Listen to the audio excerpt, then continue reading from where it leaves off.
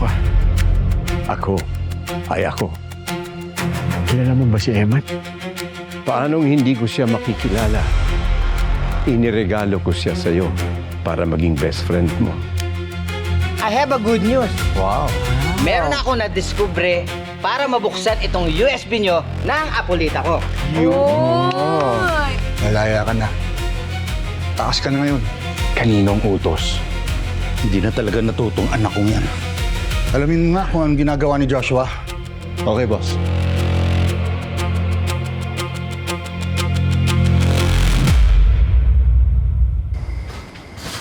So, napag-isipan mo na yung offer ni Benji? Parang okay naman yung offer niya. Kaso, kinakabahan ako eh. Kasi motor niya yung papagamit niya sa akin. Paano kung nasira ko yun? Nabangga ko yun? Eh di dagdag utang na naman yun. Ano ka ba? Gaano ka ba kaburara para makasira ka ng gamit? Ito naman. Eh mga buhay nga ng tao sa paligid ko, sinisira ako eh. Wow. Drama yan siya. Tigilan mo nga mati para ka ano. OA mo. Kuya Cho, Teacher Nika, Kuya Sid, Sister Bekang. May gusto po ako sabihin. O ano ba yun, Pepe? Nakapasa po ako scholarship school ni Chelsea. Uy! Congratulations naman, nagbunga yung pagre-review natin, Scholar ka na pala ah. So wala na tayong gagastusin. Siyempre, Kuya Cho, meron pa din. Paano yung libro ko? Lapis. Baon, tsaka yung uniform ko pa. Hindi po. Oo nga naman. Magastos nga din. Hayaan mo, pagtulong-tulungan natin yan. Proud kami sa'yo, Pepe. Yes, good job ha. Very good. Tsaka kita mo na, sobrang perfect timing yung offer ni Benji, di ba? Huwag mo na lang isipin na makakasira ka ng gamit. Isipin mo na lang, si Pepe makakapag-aral na. Di ba? Galing, Tanggapin mo na, pre. Tama. Di ba?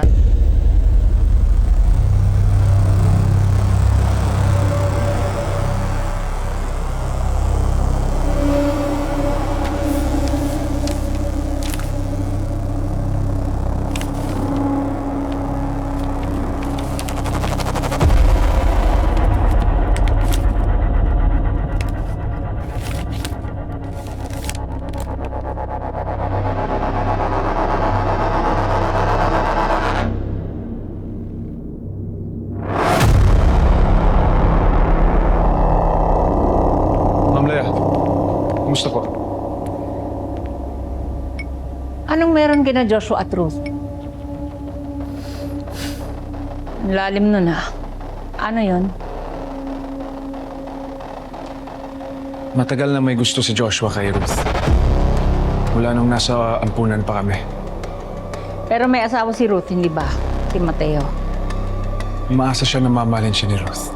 Kaya, Ma'am Lea, kailangan niyo pong mapanood to.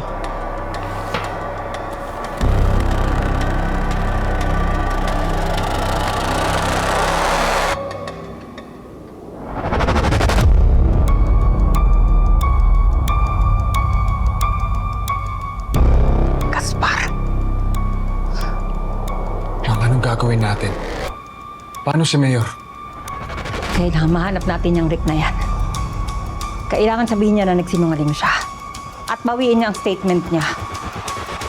Na hindi talaga si Mayor David ang may pakana ng pagsabog sa simbahan.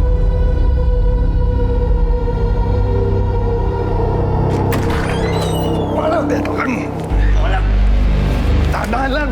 Walang, teka lang. Inaano ba kayo, ha?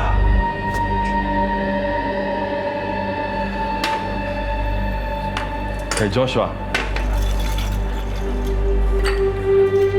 Kasama niyo po ba si Gob? Nope. Just me. Ah, Ba't may nahanap si Dad? akala ko lang po kasi kasama po kayo. Tawon ka ba ni Dad? Ha? Parte ka ba ng operasyon niya? Sir, bakit niyo po ako dinala dito? Well, nandito ka para ibigay ang confession mo tungkol sa involvement ni Dad sa pinasabog na church. Ha?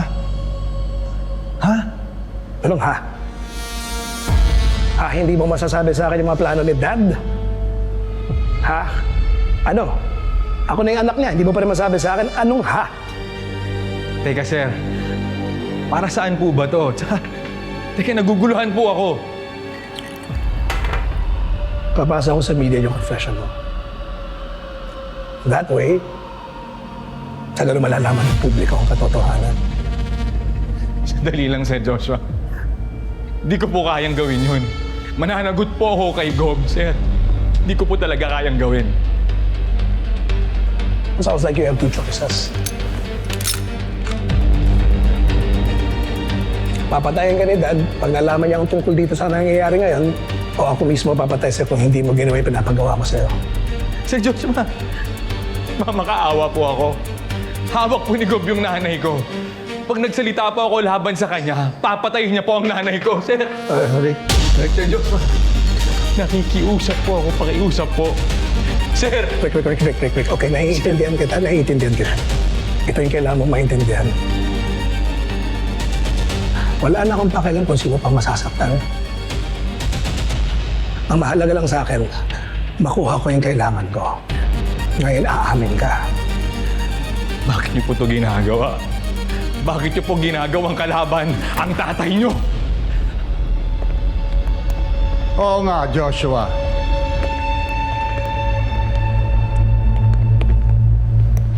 Gagawin mo bang kalabanin sa sarili mong ama?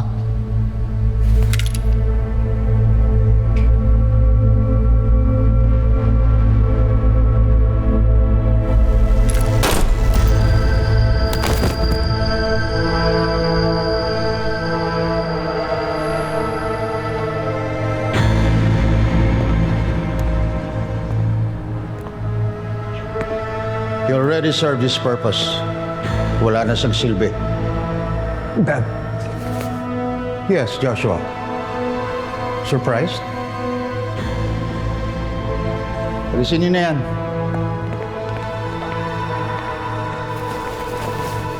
Iwan niyo kami ng magaling kong anak.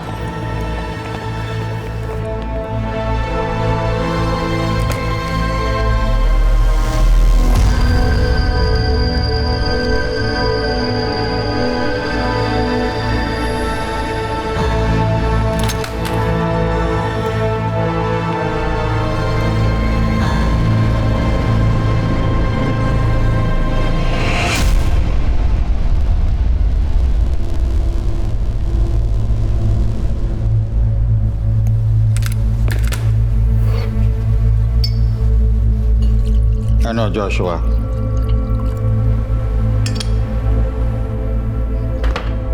May plano kang hindi ko alam?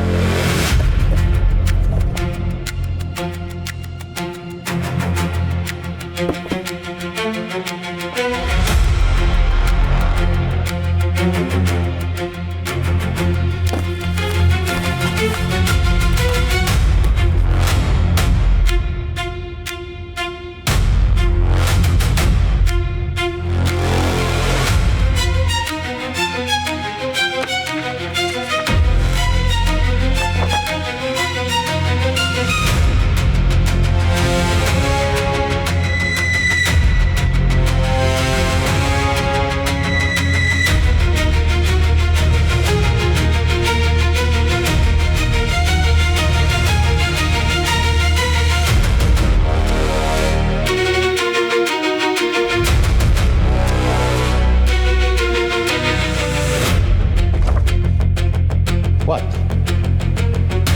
Lalaglag mo ako?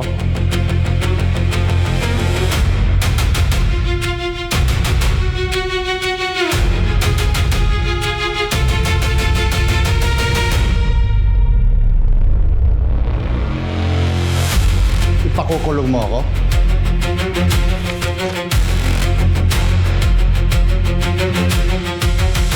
Your own flesh and blood?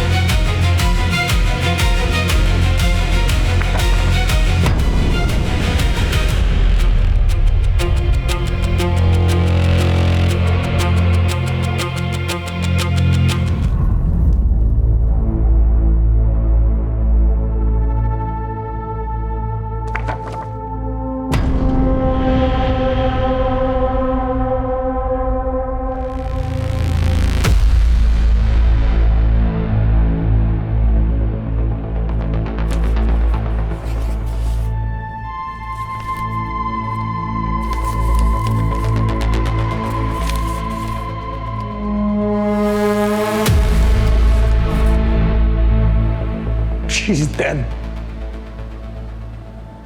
Miriam is dead. Pinatay mo si Miriam and now Ruth. Hindi ko... Ano ginawa ni Ruth sa inyo? Oh, so it's about that Ruth again.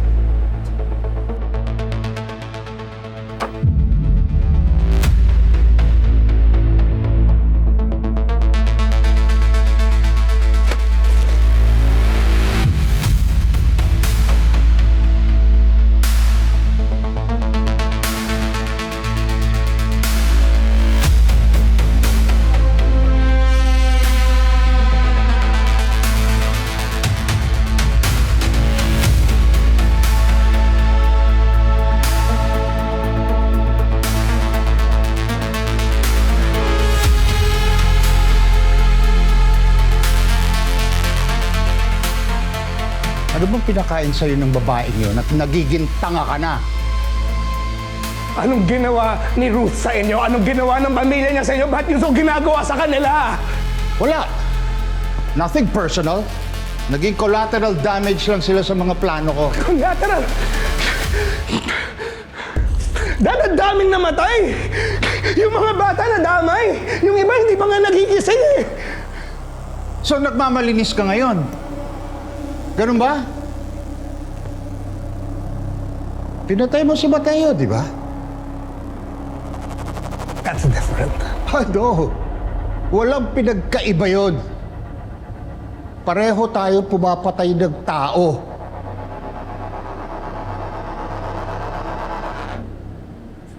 In fact, this was your idea, di ba? Put on a good show. So I gave them an explosive one. Just please tell me that. Anong plano niyo kay Ruth? Please. Kasi si Ruth, hindi titigil yun hanggang di niya nabibigyan ng hustisya yung pagkamatay ng anak niya. So just... Alam mo, yan ang problema mo. Dahil sa babaeng yan, lumalambot ka na parang tuta. Alam mo ba ginawa ko to para sa'yo? I did this all for you. Kasi sumabit ka. Nalaman ni Miriam na pinapatay mo ang tatay niya. So what? Pakukulong mo ako? Sige, gawin mo! At pareho tayong humarap sa mundo. At kay Ruth. Kaya mo ba mawala siya sa buhay mo?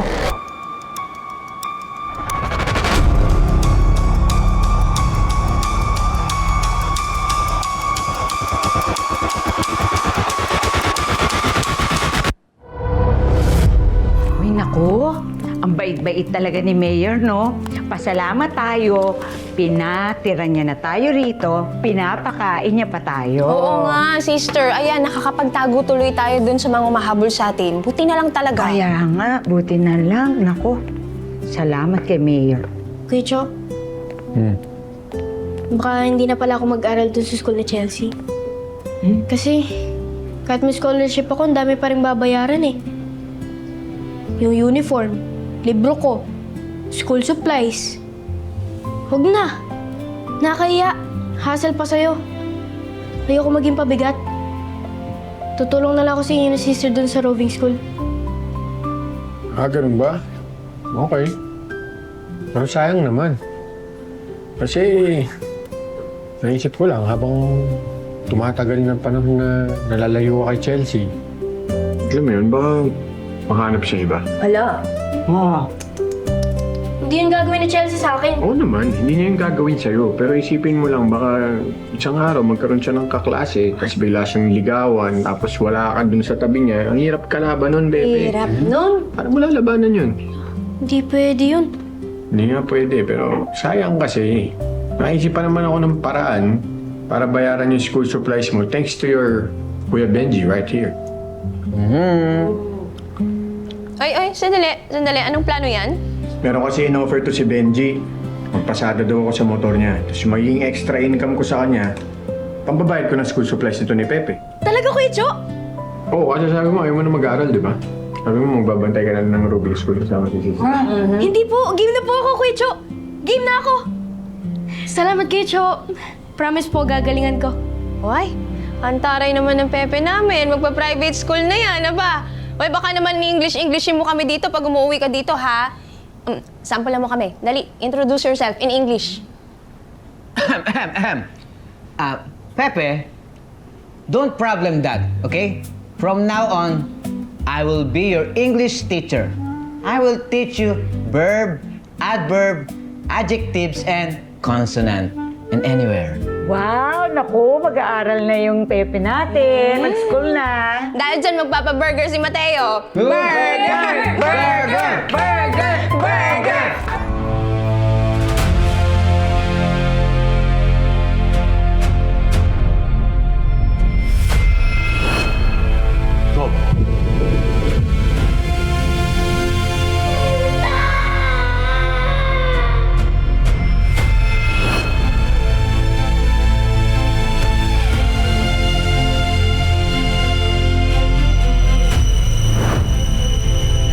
Si Gov.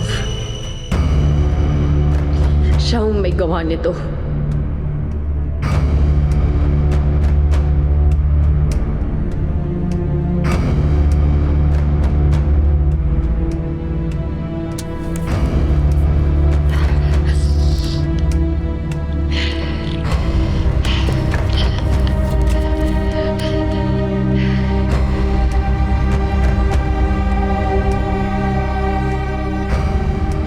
Handa na ako makipagkita sa'yo. Saan tayo pwede magkita?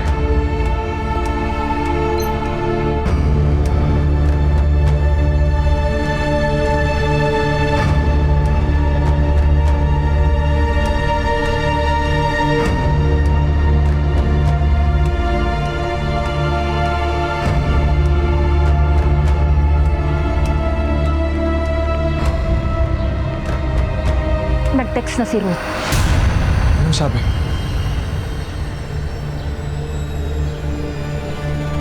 Handa na daw siya makapagkita.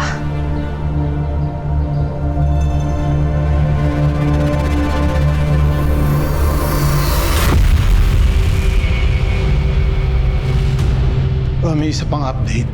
Nawawala si Red. Kutob namin may tumulong sa kanya para makatakas. Yes! Wow! Nabuksan mo na? Yes! Yung kikitain ko, ho, may kinalaman sa katotohanan sa nangyari kay Hiriam. Sino yun? Hindi ko ho alam. Peligroso yan. Hindi mo kilala. Makikipagkita ka. Ano ba? Baka may mangyari sa'yo. Nagpakita ka kay Ruth. Imposibleng hindi malaman ni Governor Mireles yung tungkol dyan. Hello mga kapatid, ito po si Ai de las Alas ng My Best Friend Eman. Hindi pa tapos ang kwentuhan natin, best friend. I-click mo na ang next video at panoorin mo pa ang kwento ni Mateo at mag-subscribe sa TV5 YouTube channel.